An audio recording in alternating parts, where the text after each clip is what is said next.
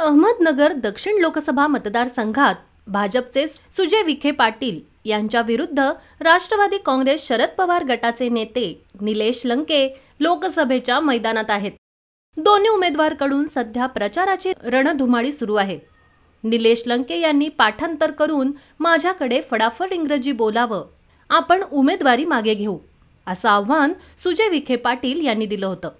त्यानंतर आता निलेश लंके यांनी सुजय विखे यांना टोला लगावलाय। विखे फक्त बोलतात, पण मी जे बोलतो तेच करतो असं निलेश लंके म्हणाले आहेत। स्वाभिमान जनसंवाद यात्रेला सर्व तालुक्यात चांगला प्रतिसाद मिळत आहे। ही निवडणूक जनतेने हाती घेतली आहे। वाड्या वस्तीवर देखील या जनसंवाद यात्रेचं जोरदार स्वागत आहे। मी निवडणुकीला सामोरं जात असताना त्या भागातील भौगोलिक परिस्थितीचा अभ्यास करत असतो। कोणत्या परिसरात काय अडचण आहे, हा लोकसभेचा मतदारसंघ 75% दुष्काळी पट्टा आहे।